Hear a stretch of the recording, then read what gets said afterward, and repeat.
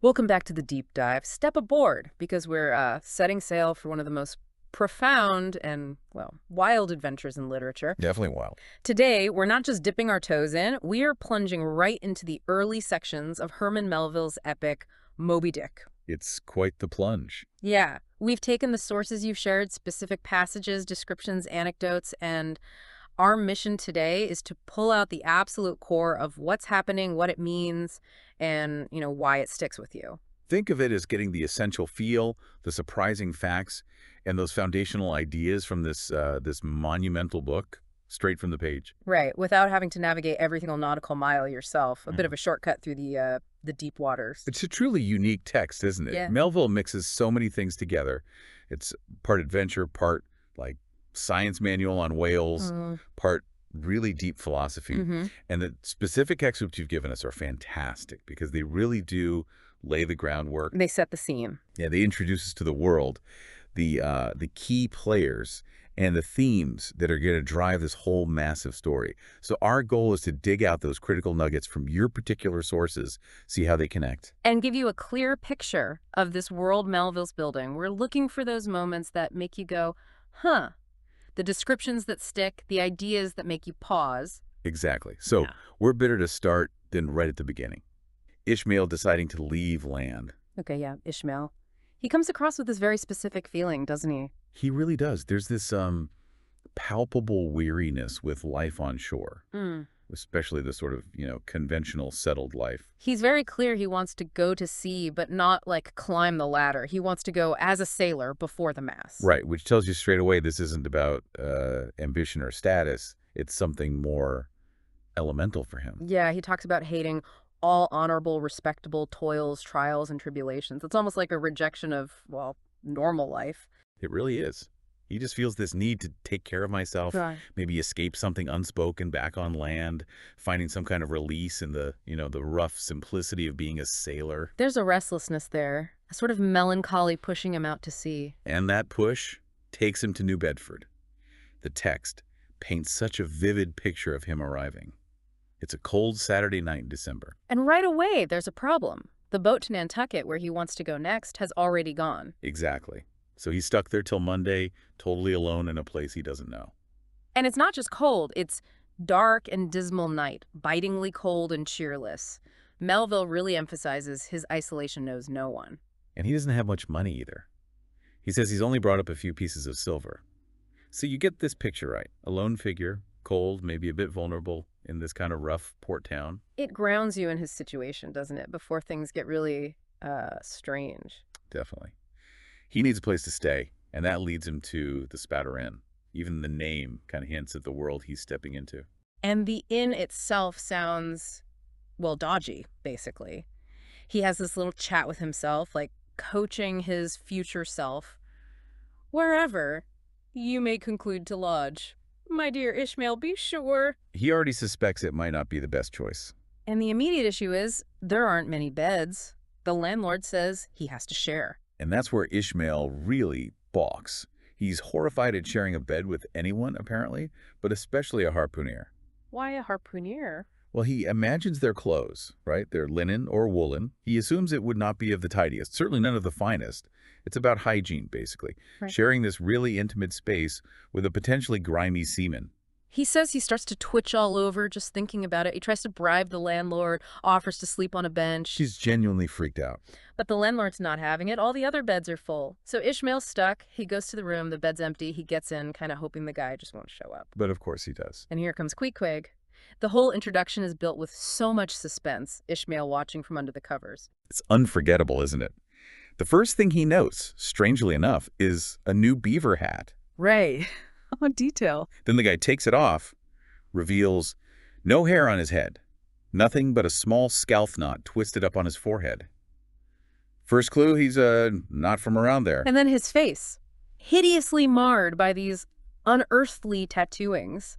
The language really hammers home how alien and frankly scary this guy seems to Ishmael. And his actions are even weirder. He unpacks his bag and pulls out, well, a shrunken head. Ishmael's lying there thinking, has this guy just been like peddling his head around this town? It's absurd and terrifying all at once. Then there's the little black idol, Yojo. He treats it with real reverence, does this ritual Ishmael calls pagan psalmody, totally foreign to him. And after all that, he just kind of coolly bagged his idol and pockets it before putting the fire out. It just highlights how completely other he is. All this is just cranking Ishmael's fear levels up to 11. He's twitching all over, seriously thinking about climbing out the window into the freezing night. So when Queequeg finally spots him in the bed, Ishmael just panics and shouts, "Angels, save me!" And Queequeg's reaction is pretty intense, too. He grabs his tomahawk, which is also a pipe, another strange detail, and basically threatens him. "Speaky, telling me who he be, or damn me I kill he." Well, scattering hot ashes from the pipe end, total chaos, peak terror for Ishmael. And then the landlord just strolls in with a candle. And his reaction is almost funny, isn't it? Just totally calm. Grinning even, completely unbothered. Introduces Queequeg as his harpooneer, Ishmael's new roomie. Oh, and by the way, he mentions offhand he's a cannibal. Ishmael's completely outraged, right? Why didn't you tell me that that infernal harpooneer was a cannibal? Which, you know, fair question. Absolutely. And the landlord's defense is just classic bizarre Melville logic. "I thought you knowed it. Didn't I tell you he was a peddling heads around town?" Like selling shrunken heads is just, normal behavior indicating dietary preferences. It perfectly captures that slightly skewed reality Ishmael's walked into. But then, Queequeg, hearing all this, doesn't get angry. He just calmly says, "Me sabi plenty," like, "I get it." And then, really nicely, invites Ishmael into the bed. Civil and kind and charitable, the text says. That's the real turning point, isn't it? Ishmael's fear, based on looks and rumor, starts to fade. Yeah, he reflects on it, starts to think that people who seem outwardly strange or bountifully laughable, maybe they have more in that man than you perhaps think for. It's a key early lesson for him and for us reading it about prejudice. And the bed itself goes from being this source of anxiety to unexpected comfort. He describes feeling this delightful snugness, safe from the cold outside. It's a physical warmth that mirrors a psychological shift, and it's cemented by Queequeg's amazing statement. It's a mutual joint stock world. We cannibals must help these Christians. That line is incredible. It just flips everything upside down. Totally subversive. Usually it's the civilized Christians helping the heathens. Here, the cannibal is the one talking about mutual support, positioning himself as the helper. It sets up their bond and foreshadows the whole diverse crew of the Pequod. So, okay, he survives the night, makes this unlikely friend. Then they move beyond the Spouter Inn into the broader world of New Bedford whaling. Right, the view widens. We get a peek at the other borders, nearly all whalemen, mates, carpenters, coopers, blacksmiths. It quickly sketches out the whole ecosystem of this industry. And then Father Mapple's chapel. The description is amazing, built to look like the front of a ship. Even the architecture is all about the sea. And Father Mapple himself, he bridges the spiritual and the maritime, climbs this ladder to the pulpit with sailor-like but still reverential dexterity. Like climbing the rigging. Exactly. And the pulpit itself is shaped like a ship's prow. Everything about him is soaked in seafaring imagery. And his sermon on Jonah is one of the most famous bits of the book. It really lays out the story.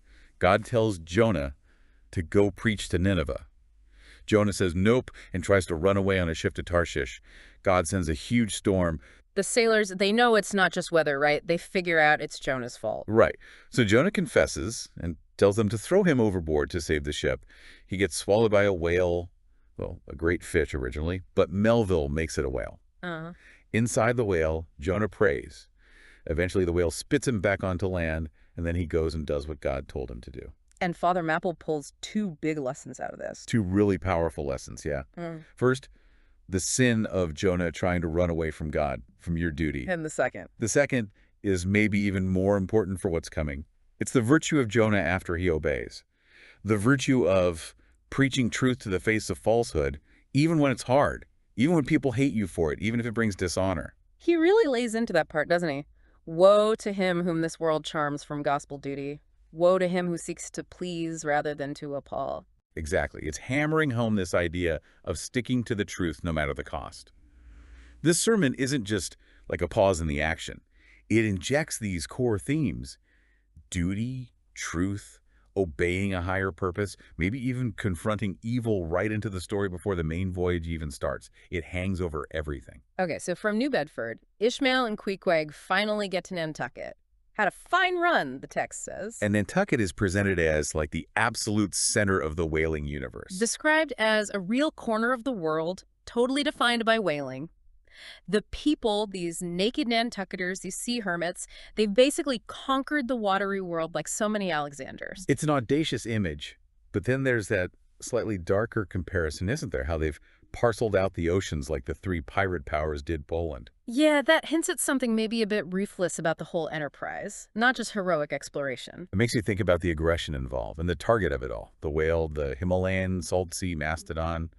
The text stresses its power, how even its panics are terrifying. Its accidental power is as scary as deliberate attack. And we get those little bits of local color, too, like the chowder story at Mrs. Hussey's. Oh yeah, the clam versus cod chowder. It seems almost random, but it tells you so much. Doesn't it? She can't remember if her husband died in a clam boat or a cod boat, so she's nervous about serving the wrong chowder. Yeah. It's absurd, but it shows how death and danger are just woven into the everyday fabric of life there. It grounds the big themes in this slightly frantic domestic reality. So, after getting a feel for Nantucket, they go to sign on to a ship, and they meet the owners of the Pequod, Captain Peleg and Captain Bildad. Oh, these two are great. A real study in contrasts. Peleg is the loud, blustery, sort of traditional sea captain type. Bald head, weathered face from looking into the wind. Gruff. Yeah, very gruff. And Bildad is his Quaker partner. Speaks in a hollow tone. Very focused on the money side, the lay, the profit share. He's instantly calculating Ishmael's share, the 777th lay. And his Quaker beliefs are constantly clashing with the actual business of killing whales for money. Right. He's telling the men, don't whale it too much a Lord's days, but then immediately adds, but don't miss a fair chance either. It's that perfect tension between piety and profit. Their chat with Ishmael is pretty revealing too. Ishmael just says he wants to ship and see the world. And Peleg immediately asked the key question. Has Ishmael met Captain Ahab yet? Which, crucially, he hasn't. Builds that anticipation. And Ishmael even slips into Bildad's Quaker speech saying, I'd a ship, which Bildad scolds him for, shows how quickly he's picking up the local lingo. The dynamic between the owners is great, too.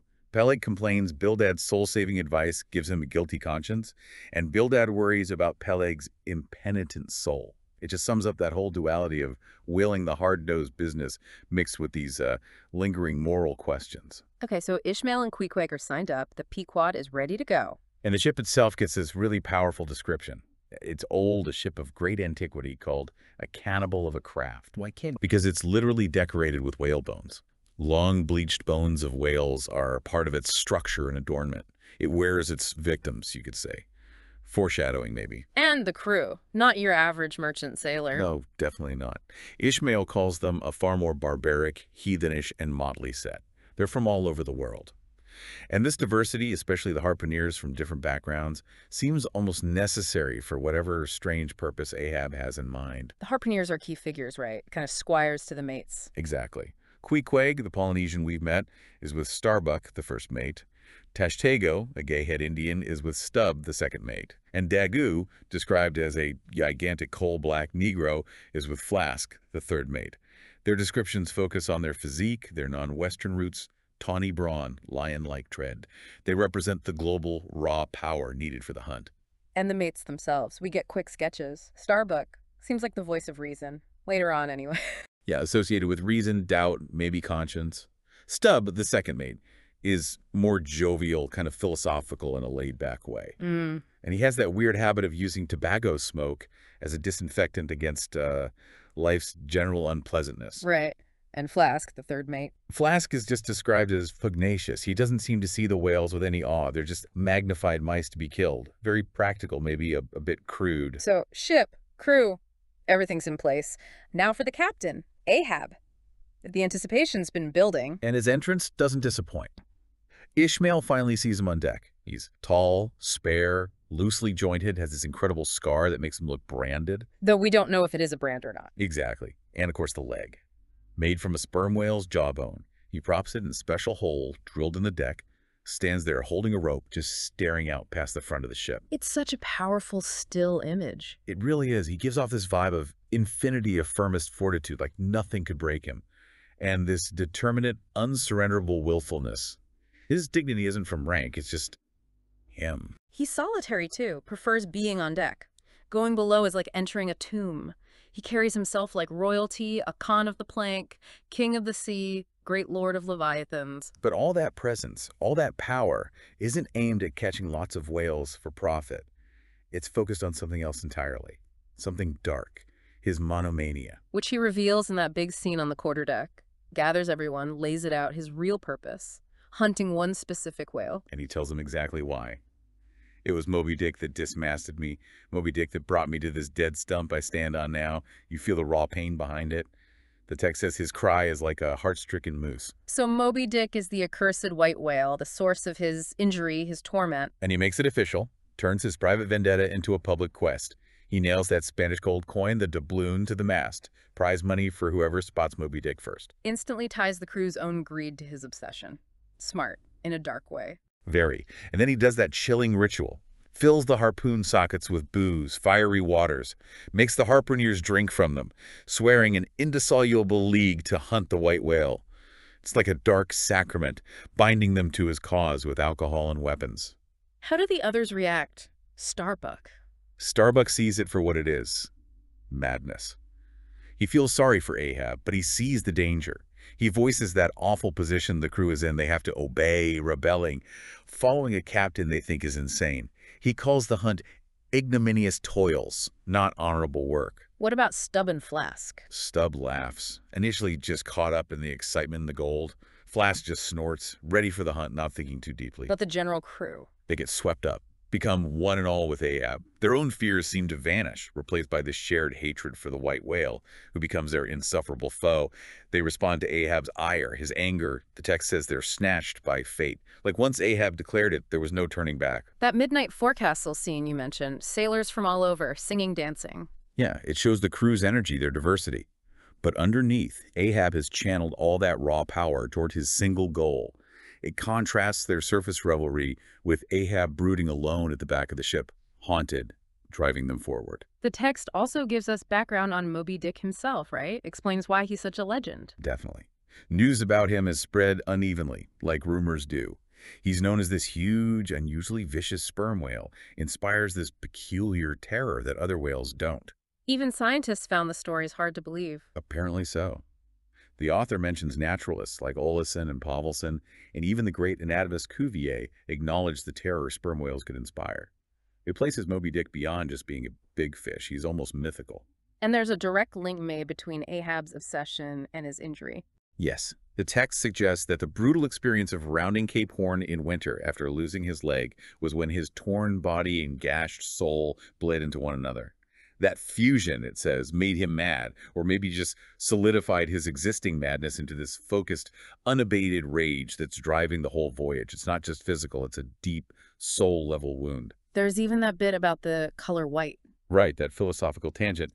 How white, often seen as pure, can actually amplify terror when linked to something scary like a polar bear, a white shark, the albatross. Moby Dick's whiteness isn't just incidental, it adds to his unsettling, maybe even supernatural quality. It's a blankness that's terrifying. Okay, so moving from the psychological deep end, the text also dives into the nitty-gritty practical stuff, the science and practice of whaling, Cetology. Yeah, the author's own system for classifying whales presented with this mix of serious effort and a bit of playfulness. He uses book sizes. Folio for the biggest, like sperm and right whales, Octavo for medium ones, Grampus, killer, narwhale. Duodecimo for the small guys. Sperm whale is king, though. The monarch of the seas deposed the Greenland whale. Right, and he notes only a couple of books back then by Beale and Bennett really captured the living sperm whale well. Most depictions were based on dead or stranded ones. Mentions the finback whale, too huge, fast, impossible to catch, and a killer whale. Yeah, the Fiji fish, savage, known for attacking big whales by the lips. And he critiques the pictures of whales. Says they're often monstrous pictures. Yeah, inaccurate because they're usually drawn from dead specimens. He lists various artists and authors, Colnett, Huggins, Cuvier, Beale, Brown, Scoresby, Garnery, pointing out their varying levels of accuracy.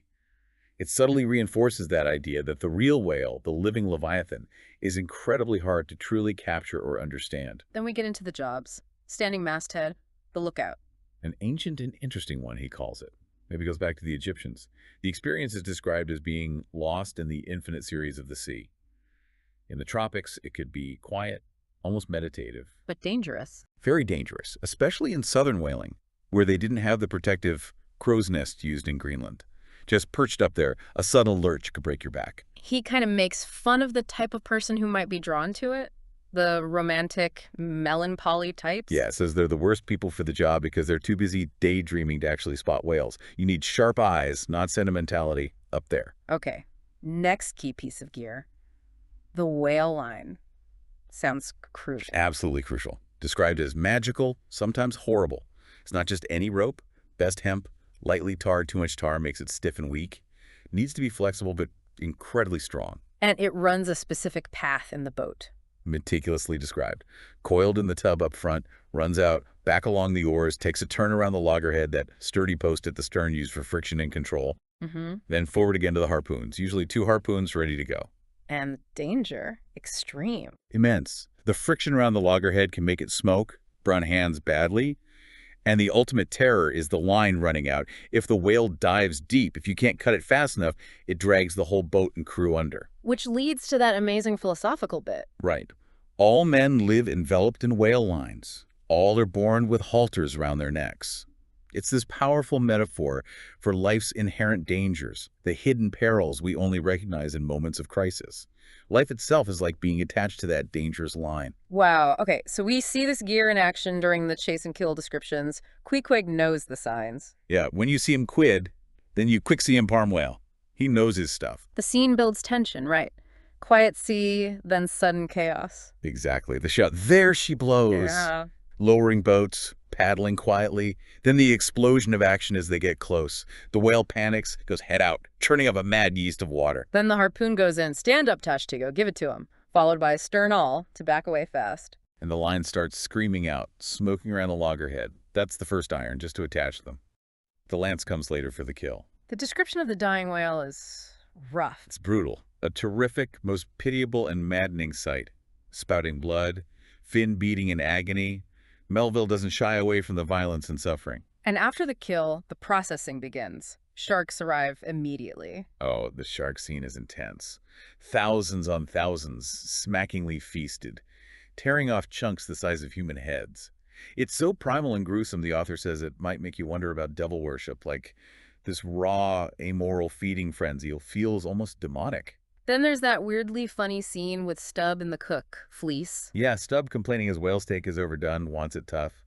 Then he makes Fleece preach a sermon to the sharks, telling them to calm down. Fleece's sermon is amazing. Beloved fellow critters, do you is all sharks. It's dark humor, right? Highlighting the absurdity amid the horror. Totally.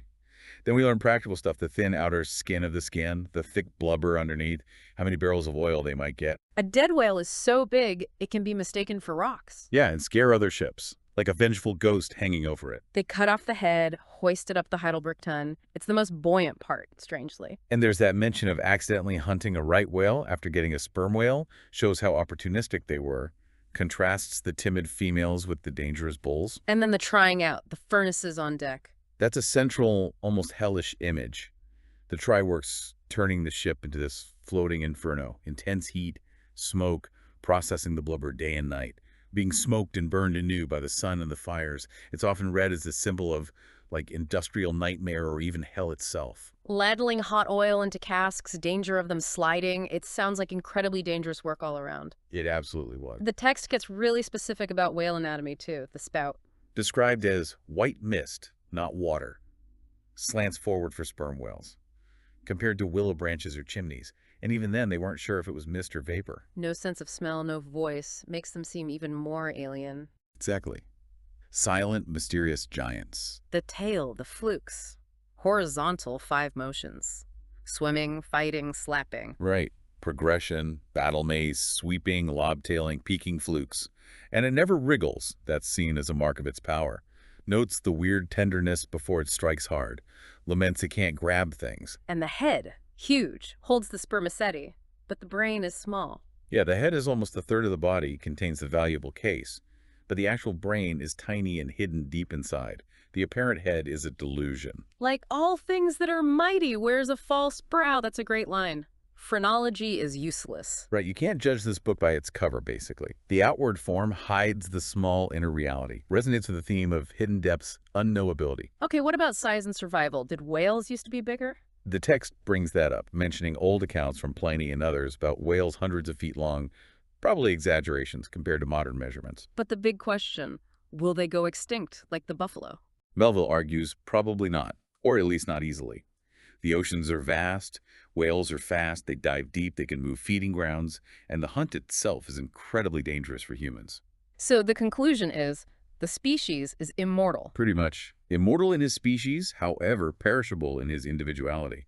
Whales swam the seas before the continents formed, gives them this ancient, enduring quality. Makes hunting this particular whale seem even more audacious. The voyage also involves meeting other ships, gams. Yeah, these social meetups between whalers at sea, really important for news, letters, stories. An ocean post office. Apparently other sailors look down on whalers, but the author defends them. And it's during a gam they hear the town host story. Right, this detailed story within a story about conflict on another ship.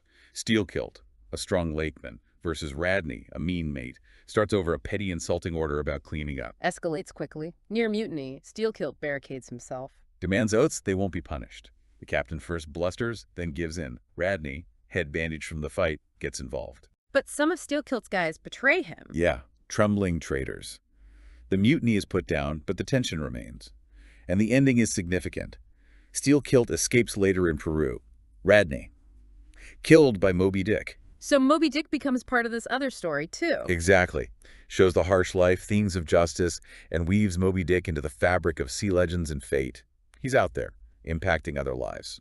Then there's the encounter with the Rosebud, the smelly French ship. Ah, yeah. Stubb has fun with that one. Uses an interpreter, feeds the French captain nonsense about the smell being gardeny. The French captain thinks he found ambergris, right? Yeah. The really valuable stuff. Yeah, but Stubb knows it's just a regular blasted whale full Yeah. of much less valuable spermaceti. He tricks the captain into ditching it, shows the cunning and deception sometimes involved, and how knowledge is power in whaling. And meeting the Delight, that one's grim. Truly grim. The name is so ironic. They've clearly tangled with Moby Dick and lost badly. Ship's damaged, captain's downcast, the hoisting gear still rigged. And Ahab. He only cares about one thing. Just one question. Hast seen the white whale? No sympathy, no interest in their losses, just his obsession. The Delight's captain sees the Pequod is after Moby Dick, too, and calls it an ill omen. Another warning sign. Yeah. And Ahab just blows it off. Reinforces his defiance of fate, or maybe his blindness to it. These encounters just keep piling up this sense of doom. As the voyage goes on, that sense of doom and mystery really intensifies. Through characters like Pip. Pip, yeah, the young cabin boy. Usually stays on the ship, the shipkeeper. But somehow he ends up falling out of a whaleboat during a chase. Left behind, cast away, floating alone in the huge ocean. The experience breaks something in him.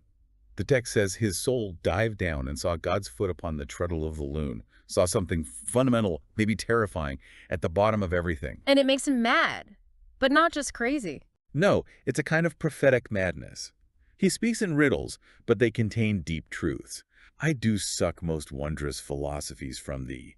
His madness, born from that terrifying glimpse of the void, becomes this living prophecy for the ship, an unsettling voice speaking uncomfortable truths.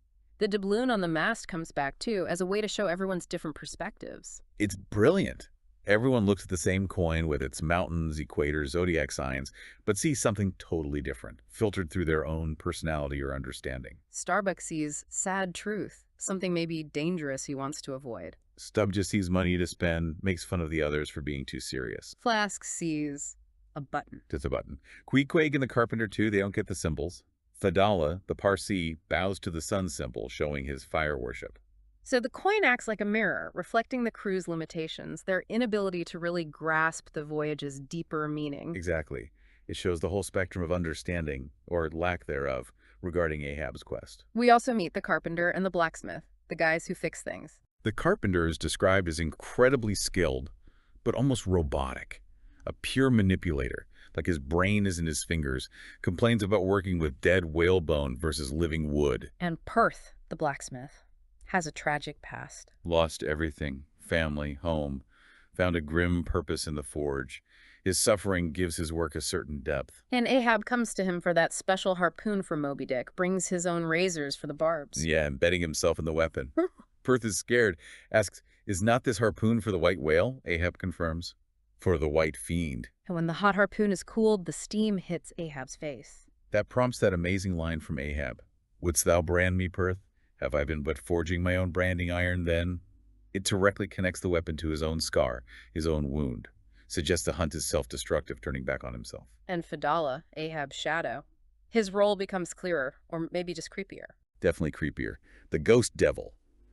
Silent, strange appearance, tail coiled out of sight. His relationship with Ahab is weird. Sometimes slave, sometimes partner, yoked together by some unseen tyrant.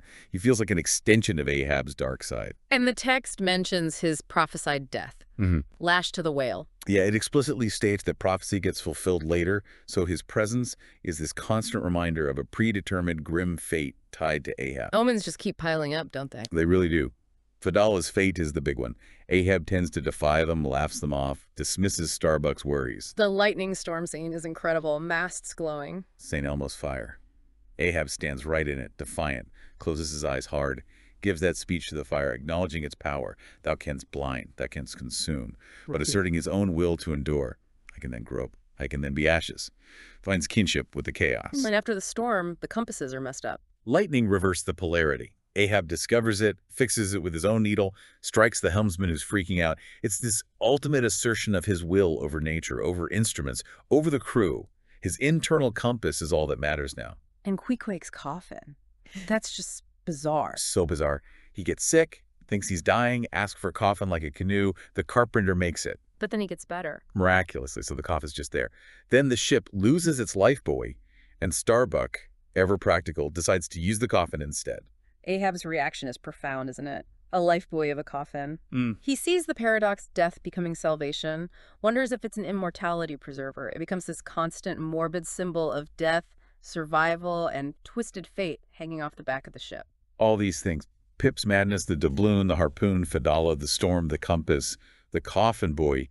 They create this almost unbearable tension. You just know something catastrophic is coming. Which brings us to the start of the final chase described in these last excerpts. Right. The Pequod sails on, coffin buoys swinging, they meet the Delight again. The ship that already lost men to Moby Dick. A living warning. And Ahab's reaction is the same. Zero interest in their tragedy. Just, has seen the white whale. The Delight's captain calls the Pequod's quest an ill omen. Ahab shrugs it off. D2 of the chase. Ahab's getting impatient. He travels faster than I thought for. Orders more sail. They track the whale even in the dark, relying on skill. Yeah, reading the wake like a map. The ship is flying, leaving such a furrow as when a cannonball turns up the level field. It's become a weapon aimed at the whale. And the crew is caught up in the frenzy. Totally. Their fear is gone, replaced by awe of Ahab and the thrill of danger. Worked them bubblingly up like old wine. They're snatched by fate. Even Stubb is just yelling, "Buy salt and hemp." Ahab's feeling the pain from his leg, but his will is absolute. Ahab's hawser tows his purpose yet, still defying omens, blaming the wicked, miserable world. And then the second encounter with Moby Dick himself. He's angry this time, wounded before. Seems so. Maddened by previous wounds, carrying old harpoons, irons that corroded in him. His white forehead, his power. He smashes the boats. Thrashes them apart. And then, the truly horrific sight. Fedallah. Yeah. The half-torn body of the Parsi, lashed round and round to the fish's back. The prophecy fulfilled in the most gruesome way possible. Fused with the whale. A terrifying omen made real. And finally, Moby Dick attacks the Pequod itself. Turns on the ship. The solid white buttress of his forehead smote the ship's starboard bow. Huge impact. Men and timbers reeled, water pouring in. The hunter has become the hunted. The whale is now actively trying to destroy the ship. Wow. Okay, so that's where these early sections, these specific passages, lead us right to the edge of disaster. Exactly. The ship damaged, the prophecy fulfilled, the whale fighting back directly. The stage is set for the final act. We've covered so much. Ishmael's escape, Queequeg, New Bedford, Nantucket, the sermon, Peleg and Bildad, the diverse crew, Ahab's introduction and obsession. The doubloon scene, the rituals, the crew getting swept up. Then all the whaling science, the cetology, the tools, the dangers, the chase, the kill, the sharks, the trying out. The whale anatomy, the philosophy woven in, the question of extinction. To Gams, the town hoe, the rosebud, the delight. And then Pip's madness, the carpenter and blacksmith, Fedallah's mystery, the omen's lightning, compass, coffin buoy, leading right into that final chase beginning. It's an incredible journey. just through these parts. Moving from Ishmael's inner world to the vast ocean, from tiny details of rope to huge questions about fate. And the text manages to hold both sides constantly, doesn't it? On one hand, all this incredibly detailed factual information about whaling, about whales. You learn so much practical stuff. Right. But on the other hand, there's this profound, almost terrifying mystery. Ahab's mind, Moby Dick's true nature, the hints of fate, the philosophical bits. They resist easy answers. It leaves you thinking about those bigger ideas, like that line about the soul having an insular Tahiti, peaceful inside, but surrounded by the horrors of the half-known life. Yeah, that idea of a fragile core of peace surrounded by vast unknowns and dangers we only dimly perceive, or the thought that even after dissecting the whale, I know him not and never will. All the science, all the facts, can't ultimately penetrate the mystery of the thing itself. So taking all that in from this deep dive, what's the lingering thought? What does exploring these early parts of Moby Dick leave us, the listeners, with? Well, maybe it's a reminder that even in our own worlds, the ones we think we know so well, our jobs, our relationships, maybe even ourselves, there are probably vast half-known oceans lurking just beneath the surface. Hidden depths, powerful currents, maybe even our own white whales obsessions or fears that shape our course in ways we don't always see and maybe can't ever fully understand or dissect. Something to chew on as you navigate your own waters.